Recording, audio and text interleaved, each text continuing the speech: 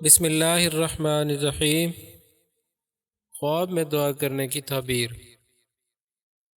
حضرت ابن سیرین رحمۃ اللہ علیہ نے فرمایا ہے کہ خواب میں دعا کرنا مراد کا پورا ہونا ہے، اور اگر دیکھے کہ اپنے لیے دعا مانگی ہے اور بخشش چاہی ہے، دلیل ہے کہ اس کا خاتمہ اور کام خیر سے ہوگا اور مراد پوری ہوگی، اور اگر دیکھے کہ کسی مصلحت کے لیے دعا کی ہے، دلیل ہے کہ ظلم اور فساد کی طرف مائل نہ ہوگا اور امر بالمعروف بجا لائے گا، اور اگر دیکھے کہ خلقت کے لیے دعا کرتا ہے، دلیل ہے کہ خلقت کا خیر خواہ ہوگا اور اس کی مراد پوری ہوگی، اور اگر دیکھے کہ خاص دعا مانگی ہے، دلیل ہے کہ اس کے فرزند پیدا ہوگا۔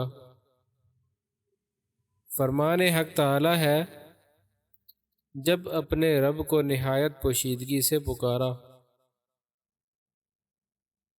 حضرت ابراہیم کرمانی رحمۃ اللہ علیہ نے فرمایا ہے، اگر دیکھے کہ تاریکی میں دعا مانگی ہے،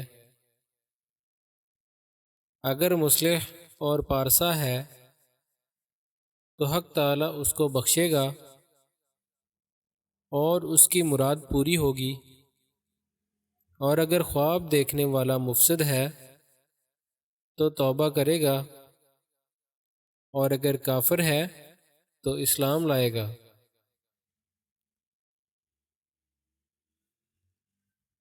خواب میں دعا کرنا بیداری میں عبادت کرنے یا خاص نماز پڑھنے کی طرف اشارہ ہے، اور خواب میں دعا کرنا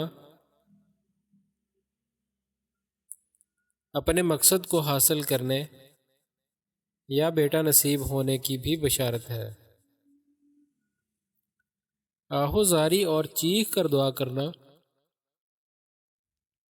مصائب اور فتنوں میں مبتلا ہونے کی دلیل ہے۔ کبھی رو رو کر دعا کرنا قلت باران کی طرف اشارہ ہوتا ہے۔ دعا کی دلالت نماز پر بھی ہے،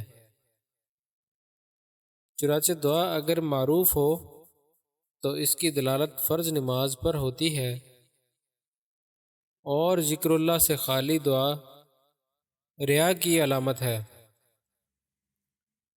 خواب میں آہستہ دعا کرنا مبارک بیٹا نصیب ہونے کی خبر دیتا ہے۔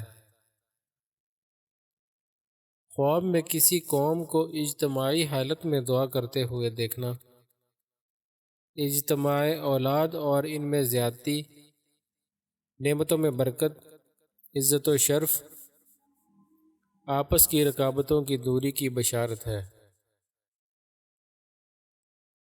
دعا سے اجتناب کرنا محروم بننے کی دلیل ہے، جیسا کہ احرام باندھنا دعا سے اجتناب کی علامت ہے۔